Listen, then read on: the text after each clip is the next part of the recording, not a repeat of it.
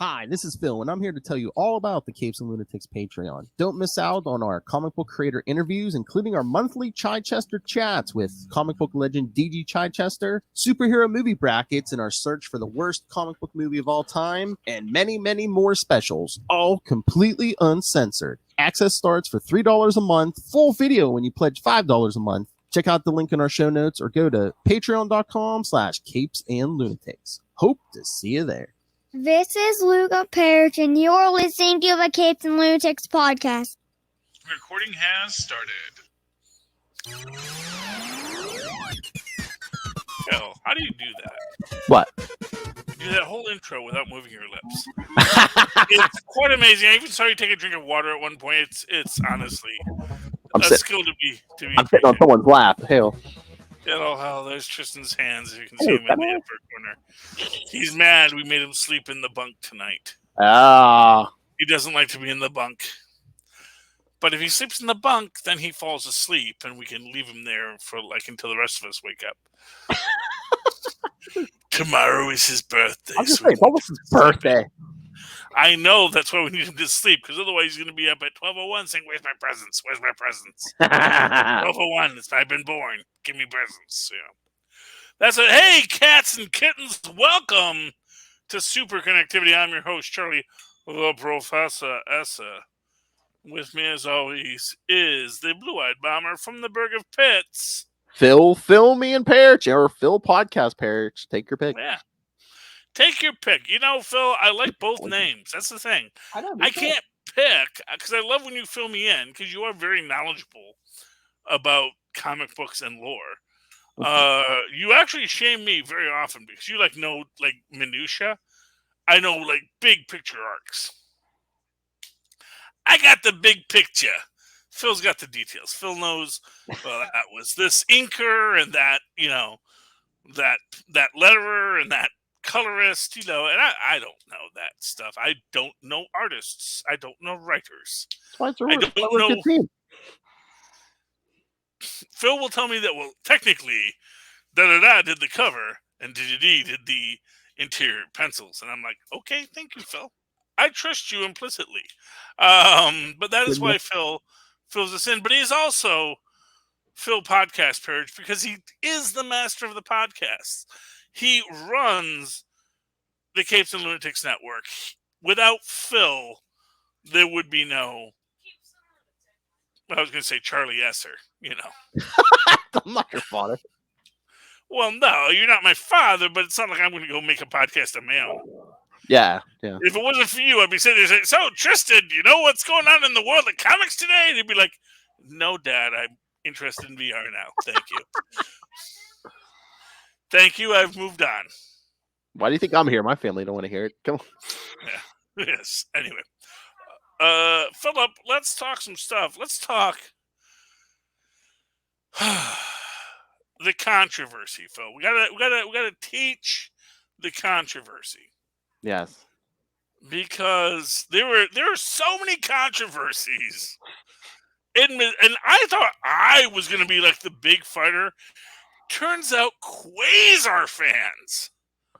Quasar fans are the most incensed about the new Ms. Marvel trailer, which I did not see coming. Did you see? You were a Quasar fan. Did you see it coming, Phil? No, I mean, I see what people are talking about, because she had one bracelet on her hand, on her arm, and that seems to be, is that the source of her powers? Well, that's the question, Phil. Yeah. We really don't know anything yet, but as happens, nerds are jumping with the speed of a Congress in disarray towards an outcome, certain that the rage will appear when they land. I mean, I saw a theory that it's going to be Kree tech, or it's going to have some link to the Kree or Captain Marvel, and it's okay. And I mean, the only thing close to that was like the Nega bands, but they didn't do like the constructs and stuff. They basically made them fly and had like glass. Yeah. So so there's two levels to both of these things. The Oh yeah. first Oh, level, by the way, the Captain Marvel or the Miss Marvel trailer came out this weekend. yeah, I would assume they know that. If you're watching this show, you know that the Ms. Marvel trailer came out. Never assumed. This is super. This isn't just Capes and Lunatics. We just randomly walk in where you happen to have a cape or you happen to be a lunatic. No, this is where you're coming for your super connected content. The deep dive. Yes. No. So the new Captain Marvel. Oh, sorry, the new Ms. Marvel TV show trailer came out. And within this is essentially, it is confirmed they will not be doing shapeshifter powers. And I get mad every time they compare it to Mr. Fantastic. Because Mr. Fantastic's stretching powers are not Ms. Marvel's impossible person powers. Yeah. She has complete control of her entire atomic structure and the atomic structure of anything in close contact with her. You know this because she changed her outfit. Mm. It's like, on so many levels, she is utilizing her powers to restructure herself, not unlike the great Impossible Jones over at Scout Comic, which we talked about in Capes and Lunatics. In Capes and Lunatics for you kids out there. Pick up Impossible Jones. Enjoy it. I like it. It's fun. So you're reading that new Miss Marvel book. Are they kind of shifting that way in the comics now too, or? Well, that's the thing. So they've said that she doesn't have her shapeshifter powers anymore. Because they briefly, when they were when other writers got to write her, other writers did what other writers do, which is they said, well, this is her power set. That's how it's described. Here's what she can do. And they had her do full-on Mystique shapeshifting. Yeah. Which she does in her first issue. And it's about her getting control of it. Now they're saying, I can't do that anymore. I can't do... And they have her doing a lot of I can'ts. Which tells me either they're looking to change her power set, or they want her to expand her power set when she finally realizes she can do MF in anything. That she is actually an Omega level hero, and she just has to break down the door. Like freaking Franklin Richards. That at a certain point you realize, oh, my superpowers are nigh infinite. Or actually truly infinite, not nigh infinite. They just are, I'm Ambush Bug if I had a pencil. And that is literally where they are. We're like, oh, okay, I got a pencil. Now I'm going to draw everything. What I wish to be existing exists. So yay me. And that could be where we're going in the books. That could be where we're going in the show. But people are a little incensed because they have the bracelets. Yes, Tristan. Yes, I'll put your glasses away. Thank you. Was there multiple, or was there just one? Because I know this is the one shot I remember from the trailer. I remember seeing her touch one, but so did she have two or there one? There are two So here's the thing with her bracelets, and they have established in the comics that the bracelets she wears are a family heirloom. Passed down from her ancestors, and which hold the secret of their extraterrestrial origin. Oh, are they going to do the thing they did with Carol Danvers in the comics a few years ago? Are they going to give her because Carol discovered her mother was Kree? Well, that's the thing. It's like it won't be that her mother's a Kree. It's going to be like her ancient grandmother is a Kree. Or something. Like several generations removed. Yeah, because her mom is still her mom. Yeah. I don't think they're going to make her mom a freaking Kree general anytime soon. Yeah, no. Yeah. Because first off, they haven't even introduced Brown Kree yet. Or have they? I'm trying to think now. Have they introduced Brown Kree? They have Pink Kree and they have Blue Kree, but I don't know if they've ever introduced Brown Kree. Well, they may have. I may be overstating my knowledge here. Well, again, if it's several generations back, one of her ancestors could have slept with, a white-skinned Kree. Yeah. Yeah, a human Kree and a Yeah. human Kree relationship, and if the Kree was Pakistani, then those Pakistani physicalities could pass on through. But it's interesting to me in this question now, because now it is this question as an example. Although, to be fair, there was the establishment in Agents of S.H.I.E.L.D. that the Kree could change their color from Mhm. blue to a more Terran color. And so if they have that technology to alter the way they look, maybe they could alter the way they look from blue to pink or blue to brown, depending on the local Terran population. Either that or just one of her ancestors stumbled upon those bracelets. I mean, anything's possible. And there's this other secondary idea that these might tie into the 10 rings. Yeah, Shang-Chi, I did see that. Someone else had that theory. Yeah. So that these might be similar to the 10 rings, that they actually are not Kree technology, that they predate all of that. And they're actually these remnants of a more ancient or extra dimensional existence. Which is an interesting idea too, hmm quite frankly. I mean, yeah, I mean, we got we got Celestials now, so I mean, it could Mhm. be almost anything. Well, that's the idea, is that really whatever they want to do, they want to do. Yeah. But, as happens, people are upset. And people are upset because it's not the full body molecular manipulation property, Yeah. which was an amazing power. Arguably, the fact that she can not only embiggen, but also ensmallen, hmm that she can grow and shrink, which I've now seen people make point of that. Like, her actual power sets were pretty impressive.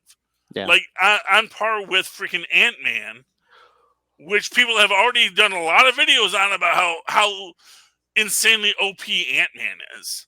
Yeah. Like, all up in your stinky, Thanos. That's how it ends. This is a simple power, and a power that in comics Ant-Man has used, not to kill a person, but to blow up a device. hmm Scott Lang Ant-Man, when he was in the Fantastic Four, went inside some device and just grew out of it and just burst out its seams to destroy the master plan of some villain or another. I don't remember. It was maybe the Krees, maybe the Skrulls, maybe the Badoon. Who knows? So I wonder if they're changing her power set, because I know even you've said, like the growing and shrinking effect is kind of hard to do. It's kind of hard to make it look good on film and stuff. It can be, but I But don't think that's an but excuse. because even with Ant-Man, he's just had movies. Miss Marvel's getting a weekly series, so Yeah, and you're gonna have to that do it week is after week. Yeah. it's harder to do on your budget. I was gonna say, and they probably don't have the budget the movies do. Yeah. Yeah, but the thing is that this is the big thing, is that people are saying it sucks that they've taken her powers because of budget and just given her sparkly Green Lantern powers. Yeah. As you know, people don't like Green Lantern Phil. His powers are lame. His movie was lame. When Ryan Reynolds can't save your film, my friend, your film was bad, and you should feel bad. Well, Marvel beating them to the punch again, because supposedly HBO Max is gonna have a Green Lantern series, but who knows? They keep pushing it back. Well, everyone keeps pushing everything back, and to be fair, But especially Marvel DC. just pushed back Secret Invasion again. So Yeah. but that's weird, because they're at once announcing new things for Secret Invasion and pushing it back. So no one knows what's going on anywhere in the film world. I think the Secret Invasion is probably going to be a thing that they've decided to, rather than make a Secret Invasion a thing, all the new series are going to be weaving Secret Invasion into it. And then they might do like a 2-hour Secret Invasion movie at the end. Yeah, maybe they're pushing it back so they could drop more Easter eggs beforehand. Yeah. Yeah, exactly. Because, and for what it's worth, that is what theoretically happened with Secret Invasion. That, the person had this idea for years, had been dropping hints I think in it was hopes Bendis, he would. wasn't it?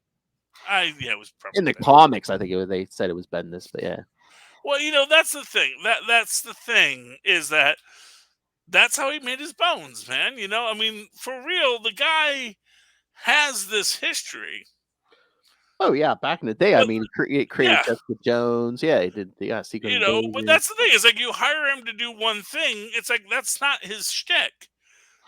He's got to be sitting in the back room for years planting his seeds until he says, well, I've been working on this idea for a while. Mhm. And here's what I'm going to do. And then it becomes this big hit because he did the work. But if you're just going to bring him in, if you're going to bring him in like so much John Byrne at, halfway through the series, and tell him, well, we're going to just give you a quick reboot.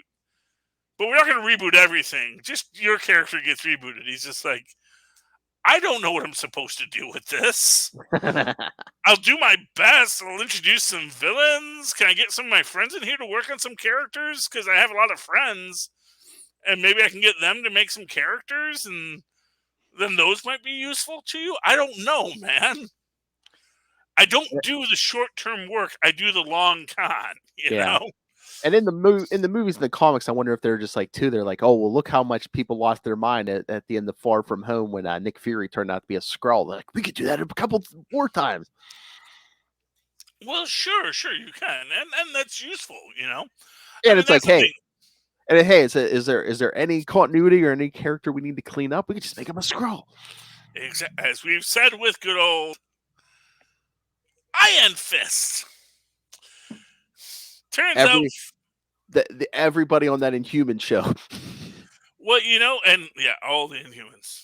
Every one of them. It was an entire colony of Inhumans that just everyone was a Skrull, and they all like woke up and like, why did we like create an entire Skrull community of Inhumans and not know it? I don't think we accomplished anything with this. But you know what? But here's the thing: it actually makes perfect sense for Iron Fist, because that's why when he goes back to Kowloon, it's not there because he doesn't know Kowloon only exists for a certain period. So they knew that there was an Iron Fist and it was Danny Rand, and they knew all these things, but they didn't have the data to input into that Iron Fist, the Skrull Iron Fist. Oh yeah, that Kowloon only exists for a few years as the dimensions overlap. So that it makes for an interesting way that Feige can sort it. And to be fair with you, as I've always said, I don't think Feige was ever not in control. Yeah, I think there was a lot of push and pull on it, but I think at the end, Feige has been in control for the majority of the Netflix run. I think it was just more legal stuff than anything, since Netflix had certain legal rights to it back then. Well, they had rights to show it. Yeah, they didn't have rights to produce it. The production was actually handled pretty quickly when Disney basically smacked whoever the guy was running Marvel Television upside the head and said, "No, Feige's in charge. Shut up. Shut up, you work for us, buddy. Tell Perlmutter to go stick his head in salt, for quite frankly. Don't mess with the mouse. The mouse will eat you." Like, this is Room 101 in 1984. The mouse is going to come up and eat you. Okay, so I got my references. Mouse don't play, man. Mouse don't play. So that's the thing. Is I think that, and I think at the end, maybe I think that in a lot of levels, Feige was like, well, anything I don't like, I'm just going to say it was a Skrull. Exactly. Which is why I think we'll get Patsy back. We'll get Kristen Ritter back. We'll get everyone back. And if they bring the guy who played Iron Fist back, it will be the Iron Fist who was captured by the Skrulls. And he's gonna be like, "Wait, what happened now? What's what?" And he'll have to like fight his own Skrull self, but he'll have the real Iron Fist, and he'll just punch him with the Iron Fist and just totally twin him, as they say on the internets. Charlie, could the Skrulls have captured the Fantastic Four and just never bothered to replace them? It's possible. I mean, to be fair, the Fantastic Four did fight the Skrulls in their first outing. The first time you see Skrulls. I'm sorry. Their second number outing. Two. Number two, yeah. But yeah, the first time you see Skrulls, though, it is Fantastic Four, yeah. It would be interesting. That was like their first attempt, and they like captured the Fantastic Four. Like the FF lost to the Skrulls. Try to make us think we're cows. Yeah, we don't want to be cows. We want to be Skrulls. And that's the big thing. And they attack, and either that, they capture them, and they've just held them for the last few years. Either that, or they've just been on the Skrull homeworld for the last couple of years, fighting with the rebellion or whatever. They've been doing something. Yeah, I mean that is an interesting idea. The fact that would be an interesting idea that actually Reed defeats the Skrulls, then takes the fight to the Skrull homeworld to just fight them, and has basically been battling the Skrulls, and maybe formed alliances with the Kree without realizing that the Kree were Nazis. It's like, well, now we're in a whole pickle, aren't we? Or there's two factions of Skrulls, and they're fighting with one, the quote unquote good Skrulls against the. And to be fair, that's the thing. I am not convinced Fury was on that Skrull battle station willingly. He was in too much of a Tahiti situation to make me think that he was there by choice.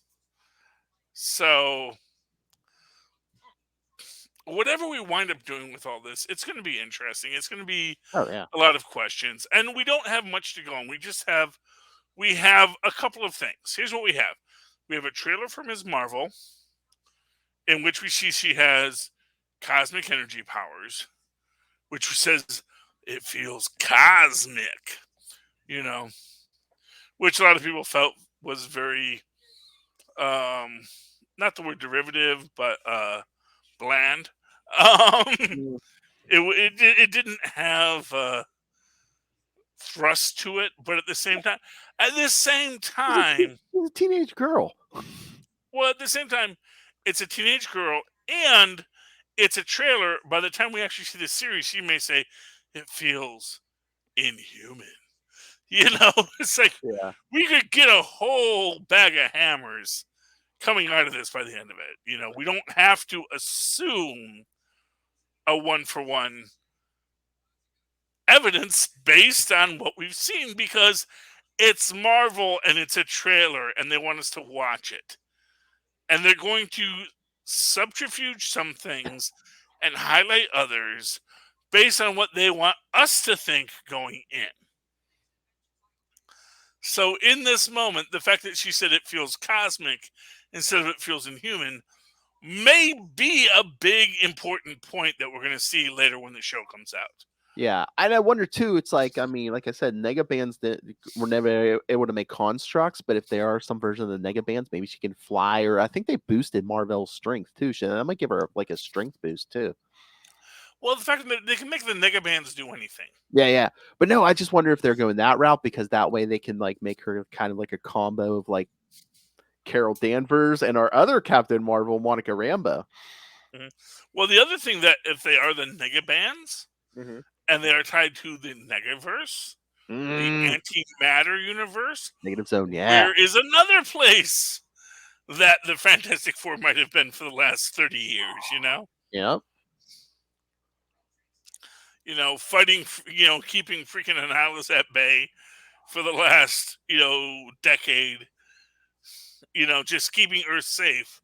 Oh, yeah. And then all of a sudden Ms. Marvel shows, and so it would be amazing if at the end of it, you get, freaking the Fantastic Four stepping out of a portal saying, "Oh, hello, Ms.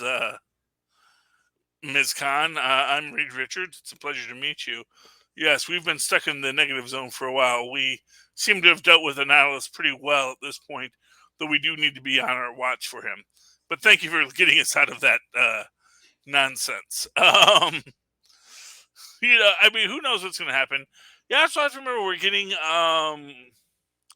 freaking Ms. America coming up soon. Oh yeah, America American Chavez, Father. who Yeah, is and Doctor Strange. Yeah. punching holes through various realities, even to cartoon realities. Oh, jeez. So, I mean, give me a Spider Ham. If we're going to be all friends, we're going to say Spider Ham or maybe even a Beyonder. I mean, they're pushing that. I mean, he's coming back when Defenders comes back in the comics. So Yeah, because he was a bee. Yes, that's why. There are a few. But I believe the actual Spider-Ham universe is called the Larval universe, I believe. The Larval. They call it the Larval. Yeah, like a larva. I don't know why they call it that, but it sounds like Marvel. I guess so. I don't know. Oh, Larval Comics. Ha! That makes sense. You know what, fella? I never put that together until just a moment. And so I would imagine that Larval Comics is a real thing in that universe. That would be amazing if Larval... now I want to go back and read all the Spider-Hams that are available on Marvel... what is it? What is that app I have where I spend $10 a month to read every Marvel comic that they want me to? Oh, Marvel Unlimited? Marvel Unlimited. I gotta go see if it ever mentioned Larval Comics, which would make so much sense now. What's your question, Tristan?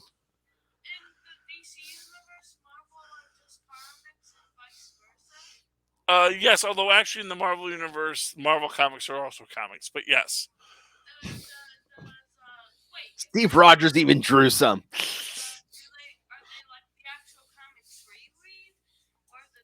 Well, they're slightly different. So, for example, the Spider-Man comics in the Marvel universe don't tell you who Peter Parker is, because that would be very bad. But they acknowledge the existence of Peter Parker as a superhero, and then they retell his adventures via graphic fiction. And the way to think about it more is like investigative reporting about true crime, just the fact. within the magazine format. Also, I got a question. How come JJ has never noticed that the only person with good Spider-Man photos is Peter Parker somehow? There's actually a very real in-comics explanation for that, which is the fact that Peter Parker has lousy photos of Spider-Man. They're just the only photos of Spider-Man that anyone happens to get. Yes, because Spider-Man moves very fast. And at the time of writing, cameras weren't that good. And because he knew where he was going to be, he could set up his camera equipment to film where he was at the time to get photos of himself fighting various villains. I mean, Jonah knows now, but I mean, and back during the Clone Saga, like Ben Reilly showed up, while he was Spider-Man, him and Peter, she swings in the bugle while Peter's there, and like Jonah and Robbie are just like, and like Peter's like, "What? You never seen me and my best friend Spider-Man before?" Waka waka. So they've seen Peter and Spider-Man in the same. And to be fair, Daredevil did it once too. So. Mm-hmm. And while it's fine they didn't do that in No Way Home, it would have been nice. Oh yeah, and vice versa too. Peter's done it for Matt Murdock too, because I think there was a story in the early 2000s where Matt Murdock was supposed to have Daredevil in court, so yeah, he just had Peter put the suit on. Which shows the entire problem of superhero. Exactly. It's like none of this makes any sense. Why is this allowed? Oh, I think Foggy even said it's like you can get this part right. Well, yeah, all of this is supporting of perjury, mm-hmm. And it's basically, honestly, this is how supervillains become supervillains. Because it's this idea. Well, what if they can't prove we lied? We didn't lie. I mean, I guess it's like, it's a very fragile technicality where it's like, I, Matt Murdock, Daredevil, will tell you what to say as Daredevil. I will tell you. I know it's not good, and it's honestly, this is why, quite frankly, vigilante superheroism is not a good idea. But getting back to the Ms. Marvel trailer, this is why those trucks we see, the task forces we see, we should anticipate those are going to have a Cradle logo on them. That is the plot line they're going to be exploring. Is if we get an influx of superhumans, which it seems we will be, because it does seem that that in addition to the Sputtered Man, who is, we already know, a New York City-based superhero, and perhaps all of our friends up in Harlem, down in Soho, etc., who are also superheroing around. And then we're going to say that there is these young people like Kamala Khan and her friend with the daggers, who is the handsome boy, as I am told, are superheroing it up, that a Cradle-like organization is going to arise in this to deal with superhuman teens acting out. This may be even how they start to introduce mutants. Because there are going to be random superhuman teens showing up that are going to be a problem for the powers that be in the Marvel Universe. So I think that so much in Ms. Marvel is going to open up what comes next in the next phase, which is why they're freaking taking her from the Disney Plus series to the freaking Marvels. Because they're building it around this little brown girl from Jersey City. Because that's marketing. The most powerful force in the universe, Phil. Exactly. Do you want to talk some comics? Yeah, I was. We got a couple. I was gonna say I'm very curious on your thoughts on Reckoning, Trial of the Watcher. Best book ever. Oh. Best book ever because of how annoyed Uatu's dad is at him. Like just any dad, he's just constantly. And what is his name? It's like Lokar or something, or he's like, "But Dad, don't you understand? I had to do what I had to do." And he's like, "No, maybe you didn't. Did you ever look at what would have happened if you didn't do that?" The one reality you never looked at. Yep. Although, to be fair, and this is an interesting thing in here, it's like, well, that's one reality he didn't look at. How many other realities did it go horribly, horribly awry? Yeah. There's a billion upon a billion different realities. And his dad's just picking the one where it worked out. And again, the Fantastic Four didn't come out of this unscathed either, too. Well, I mean, this is the thing. This is the thing of it. And we do get him, they put him in the little Clockwork Orange chair. Yeah. Because even though they're omnipotent beings from the future, still we need some body horror. Put him in the Clockwork Orange chair. Don't let him close his eyelids. And I love the fact that they went to some really great, I don't want to call it Kirby-esque art, but just definitely art that looks like it is like 80 years out of date. Oh yeah, definitely inspired by Kirby. Yeah. Yeah, it definitely has that feel, and I like it. It is wonderful, and we do see basically, but like my favorite line in this is,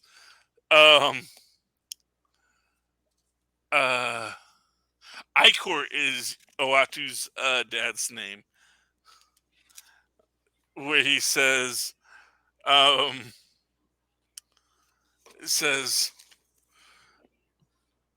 do, yet even you, Icor, must acknowledge that this encounter has left the Fantastic Four of this reality irreparably damaged and ill-equipped to deal with future challenges. Is that so? If only there were a way we could continue watching. Wait, there is! Apex, show us!" Which is basically like, wow, if only we could continue to watch this episode and see where it goes. Oh, wait, that's literally what we do, Uatu. here's what they do: they unite all mankind, they build the things, they do the things, yada yada. And they said, now you gotta watch forever how this universe just turned out great because you didn't do your stupid thing. And meanwhile, we see that basic, and I love this. This is the best part of this entire episode. Is you have the other watchers like, maybe Watcher's got a point. Because they know that Icor just cherry picked a universe where it turned out great that Uatu did nothing. Because there's a billion upon a billion infinite universes where it all happened. Yep. And they even make the joke here. It's like, I know what you're doing.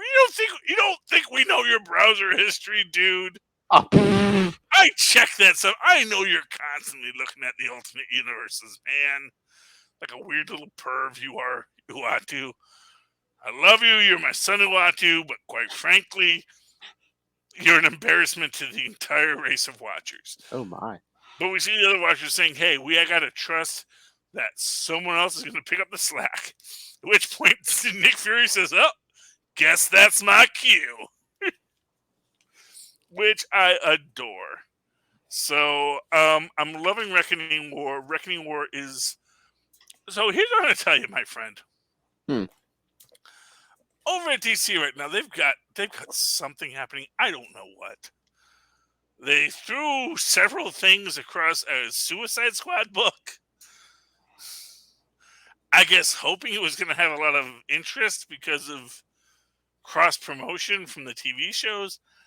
I don't know. Well, they have several events right now because there's that War for Earth 3, and then I'm assuming it's all going to tie back together. But there's I don't know, man. I'm just really lost over there. And here, then there's I know because it's Reckoning War. Between this and Avengers, I know. Oh goodness, these are the two major threats affecting the universe right now. Avengers are dealing with one. FF and others are dealing with this one. And meanwhile, there's going to be a third one that's going to be dealt with the X-Men and the Eternals, which we'll deal with as well. And it's ordered and it's structured, and I appreciate that. Even while it is also chaos and nonsense happening. And again, over in whatever's going on with all of this with DC, I don't know why I'm randomly picking up a Flash book that doesn't have Ambush Bug in it, when the entire reason I'm buying these books is for Ambush Bug. So, okay, thank you for playing. But anyway, let's talk Avengers. Yeah, 54. 54. Now, you have the Avengers Forever. I have not been reading the Avengers Forever yet. I feel I need to get that all in trade because I think I'm missing a lot of details. Yeah, I mean, well, it's Robbie Reyes traveling the multi. Well, he was in the multiverse, but he was captured by the Black Skull, and the Black Skull was torturing him and stuff, and he was rescued. There's a multiversal Avengers, and he was rescued by their Ant-Man, who, in some reality, that Ant-Man is Tony Stark. Oh, wonderful. Yeah. I like Echo and Thor dealing with Dark Phoenix. Unlike Raven if she turned evil. Mm-hmm. And at the same time, they're not dealing with the relationship between Phoenix and Gaia. Yeah. And that, because to be fair, Philip, we met Dark Gaia. Do you remember where we met Dark Gaia, Philip? No, not offhand. Hickman's run a Fantastic Four. Oh, yeah. Or was it Hickman? Was that Hickman? I think so. That was the guy who did the Old Man Logan series. No, that was not Hickman. No. That was the other guy, the guy just before Hickman. Was that Hitch? That's why I don't remember writers. They do great stories. No, because he does a lot of stuff. What? I'm sorry. Mark Millar. Mark Millar. In Mark Millar's Fantastic Four, because that's where we get a lot of the stuff that Hickman then built, which is why I love Millar's original works. I'm not as big a fan of his works within a universal construct, but I adore Hickman's ability to build off of something that was not the best when he builds from it. Because Hickman did not deny a second of Millar's work. Millar made his stories; those were all canon. He was cool with that. Now he's going to tell you, and here's what happened next. Well, yeah. Much like Icor dealing with his rotten kid Uatu, who's always looking for the easy way out. Because he didn't want to take a freaking oath. Man. Wants to get involved. Well, yeah, that's the best stories when these guys can say, okay, I'm going to use what came before and add to it. Yeah. Yeah, and so, but Millar established the idea that after the Earth had been essentially ravaged by pollution and humanity went back in time as refugees, the Earth basically got mad and said, "How dare you abandon me?" And that's when she took the powers from Old Man Logan, because she said, "Your power of regeneration is from me. I am Gaia. I am life, and you are my avatar on Earth, Wolverine." Which is just such a great level up for Wolverine. And to say that, and in this idea this idea of the Dark Phoenix and the Dark Gaia, that Phoenix and Gaia are actually the same person, just whether or not she's having a bad day that week. And it's just like, yeah, sometimes I'm love and rebirth and life, and sometimes I'm just like, F you all, you rotten kids, I'm sick of ya. I love the dinosaurs a lot, but quite frankly, they had to go.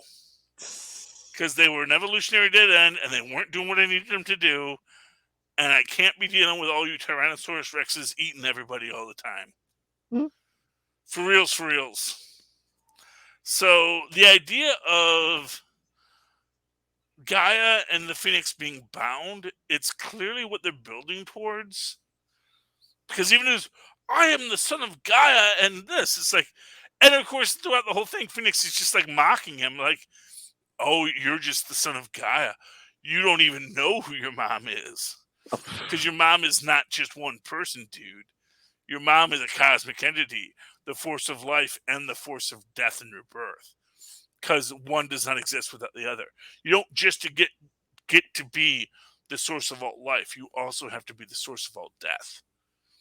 Because that is balance. And when we fall one way or the other, it causes problems. But if you can find the road between, young Skywalker, that's where you can find some balance. And the best part of this is, freaking that dropout Doom. Oh, yeah. Nobody likes you, Doom. Munching on some... Yes, talking smack to Mephisto. Munching he's on like, some "Oh, water. I did this, and don't you threaten me, demon." It's like, dude, clearly you are threatened. Because you wouldn't be making a deal with Mephisto if you thought you could win. Let's just be clear. Let's just be clear here, Doom. You are a transitory temporal being. It's not like you're the supreme octopus here, okay? And even he has his bad days. Even Mephisto kind of says, it's Doom. He's gonna try to steal some power, try to turn this to his advantage somehow. Well, exactly. It's just he's nonsensical. But anyway, Mephisto basically deals with Doom, and because obviously Mephisto has his council of Mephistos, and I'm just waiting for the larval universe Mephisto to be the problem child in that universe. Same way that Kangaroo was the problem in the Council of Kangs that eventually led to everyone's undoing. Oh my god, I saw someone online, I guess in that, I don't know if I missed it, in that Miss Marvel trailer, there's a teenage girl with horns over her head, and they're like, Mephisto confirmed. Yeah, not really, but that is actually the delightful, I forget her character's name, but she comes out as a lesbian at a later point, which makes her boyfriend very upset. Oh. He eventually kind of goes off the rails, kind of goes into an incel group, and he eventually joins Cradle. It gets messed up, let me tell you. I was gonna say, I'm sure it wasn't Mephisto, but I just found that humorous. Can you imagine if they just cast Mephisto as like a teenage girl? Well, no, it would be appropriate. It would be appropriate, and who knows? They don't have to follow the comics. And two, I mean, Mephisto can change his form. Every movie, he or she can look like it's something different every movie or show. As can death, you know. I mean, that's what I love about death. Like one of the things I liked about a recent episode of what was it, the Thing book? They had like the different faces of death, and one of them was a dude Yeah. with a Hawaiian shirt, which I think was a character we had met. But part of me just wanted that to be the freaking ad salesman from Iowa. Yeah. You know, just acknowledging that reality. I got one last book this week, Philip. That's The Marvels. Sing Kong's having a lot of trouble. Dr. Strong is fighting Iron Man. It is a lot of work to rework everything of the classic gold or Silver Age Marvel into a fixed point in time. They do a good job of it, though. Mm-hmm. And it ends up with, you know, at the end of the day, they're opening the doors. Now, what's interesting is when Lady Lotus tried to open the doors, the magic was purple and dark. When the heroes open the doors, it's bright and golden. So obviously, the doors open to another source, but it probably opens based on what your soul is calling for. Are you heroes calling for justice? Or are you a villain calling for power? So I love The Marvels. It's a really great book. Love that cover art. And it ties everything up nicely within actual human history for the next 3 decades. Well, 2 decades. Honestly, it's probably almost outdated by this point. To be completely, it's almost, you know, when you think about the idea that comic books are written for teenagers, and most teenagers were born in this millennia, but they also think of most of the past as just sort of a melange of war and foolishness. It kind of makes sense. I do wonder how it's going to evolve in time, though. Okay. Anyway, that's my last book, Phil. You have anything else you want to talk about tonight? No, I'm good. All I was going to say is I saw the ad. It reminded me I saw the ad in the Avengers book. I'm looking forward to both Captain America books coming out soon. Oh, yeah, we have 2 Captain America books. That's yeah, great. Steven. Damn, yeah, because I saw, I guess, I forget who they said it was, but the writer for this Steve book was saying, you know, Steve's going to go on a journey to find out who Steve Rogers is now that he doesn't have to be Captain America 24/7, you know. Well, yeah, and also there's an issue with his shield. Apparently his shield was created under unscrupulous circumstances. I mean, we know he got the vibranium legitimately because they've retconned that, but we get the idea that, you know, maybe other Hydra forces were at play. So we have to see what happens there. So that's exciting. Oh, yeah. Philip, tell people how they can give us money. gimme. All right. Yeah. So, all right. Well, nothing else. Yeah, we love feedback. Send us feedback CapesandLunatics@gmail.com or call the voicemail 614-382-2737. That's 614-38-CAPES. And again, follow all of our shows on social media, including Superconnectivity. Subscribe to our YouTube channel. But yes, money, most importantly, again, we're paying for this out of our own pocket. So if you can, please subscribe to the Patreon.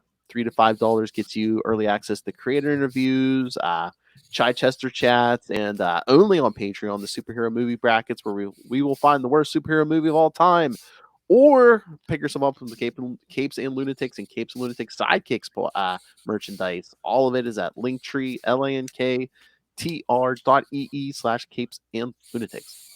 Real aluminum on that mug. And, of course, you can always write to me in that old-fashioned email way, the way our mothers and fathers once did at superconnectivityblog@gmail.com. That's superconnectivityblog, all one word, at gmail.com. And, of course, follow me on the Twitters, not on the Facebooks. Well, you can follow me on Facebook as well. Follow me on the Twitters at Charlie Esser. That's CharlieEsser. Look for the 2 E's in the middle. For quality. Bing! Thank you, Maz. All right, friends. And thank you, Tristan. That has been another week of connecting with us. Please come back again next week and super connect with us again. Good night. Good night. Anyway, I'm an hour and a half early, but happy birthday, Tristan Esser. Yes. Happy birthday, Tristan Esser from Philip. Oh, he got his super honor roll medal. Nice. Yes, well, that's good. So he's doing well. This is the first time he got the award. Oh, so we're good. proud. Very good. Want to put it on okay, there we go. Tristan, super honor roll. Oh, nice. Yes.